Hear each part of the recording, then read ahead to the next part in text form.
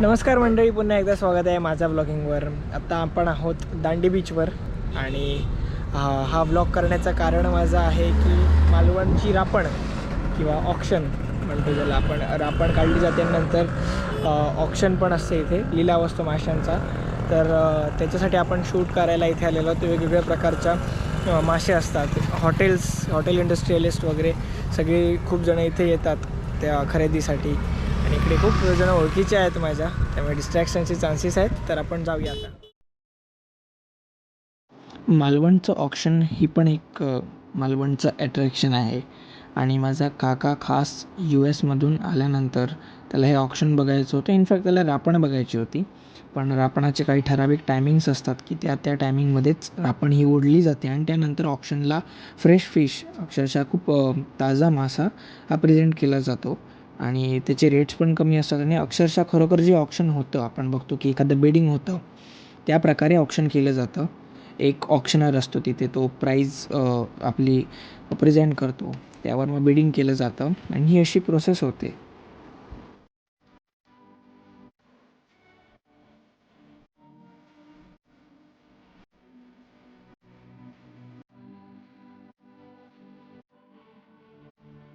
तर मासे हे किलोच्या भावाने इथे विकले जातील आणि जर तुमच्यासोबत पार्टनर असेल तुमचा, जो डिवाईड करत असेल, तर त्याचे वाटे केले जातात.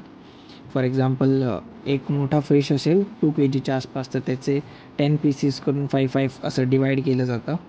आणि वाटे पण वेगळे वेगळे, पण मोस्टली वाटे जे असतात ते मासे मार्केटमध्ये अवेलेबल असतात. इथे पण आपल्याला पाहिजे तर आपण करून घेऊ शकतो. आणि भरपूर गर्दी असते. तरी आम्ही जाईपर्यंत बरीच जी गर्दी होती ती निवळलेली. कारण जे हॉटेल इंडस्ट्रीचे ओनर्स असतील किंवा हॉटेल इंडस्ट्रीचे एजंट्स असतील, तर त्यांचा फ्रेश फिश जेव्हा होतो, अरायवल होतं रापणचं, त्याबरोबरच ते येऊन लगेच आपापला जो शेअर असतो तो विकत घेऊन जातात आणि आपल्या हॉटेलमध्ये फ्रेश फिश देण्याचा प्रयत्न करतात.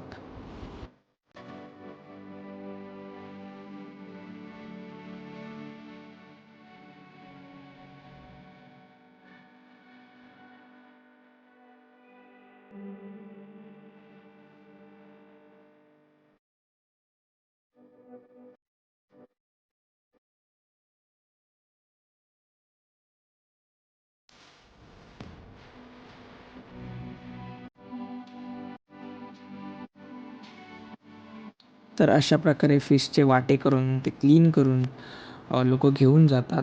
आणि असं नाही आहे की एखाद्या व्यक्तीकडून तुम्ही मासे घेतले म्हणजे त्याच व्यक्तीकडून क्लीन करून घ्यायला पाहिजे किंवा वाटे करून घ्यायला पाहिजे.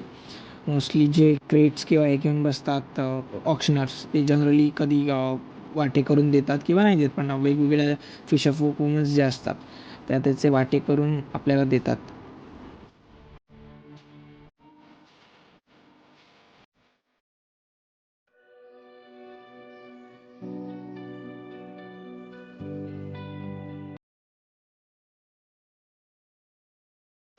समुद्र असल्यामुळे ही प्रचंड मालवणमधला जनसागर आहे. आणि ह्याच्यात मी मालवणचे रेग्युलर कस्टमर पण बघतो आहे.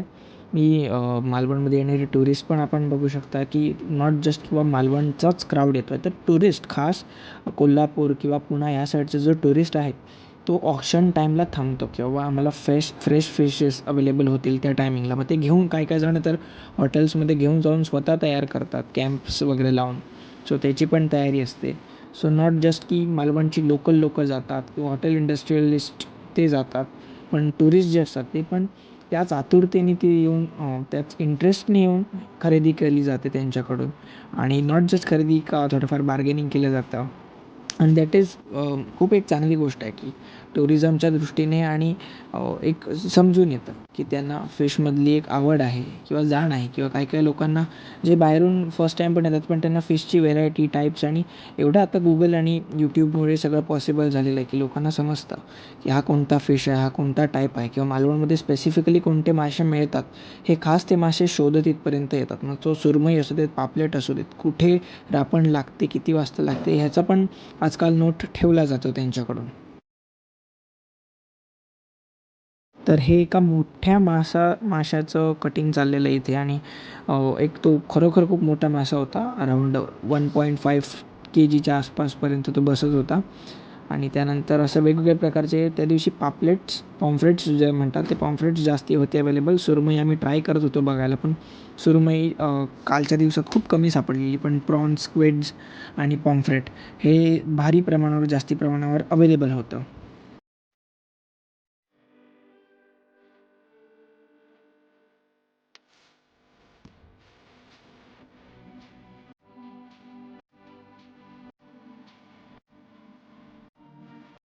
तर हा होता आपला ऑक्शन डे आणि मी खूप वेळ आलेलो आहे इथे. पण माझा काका जो फ्लोरिडाला असतो, सो त्याला इथे बघायचं होतं. सो आम्ही डिसाईड केलं इथे यायचं. हा सगळा खूप फॅमिलियर एरिया आहे माझ्यासाठी आणि सो मजा आली आज. खूप दिवसानंतर मी ह्या ठिकाणी आलो. असं फ्रेश फिशेस वगैरे, खूप लोकं ओळखीची भेटली.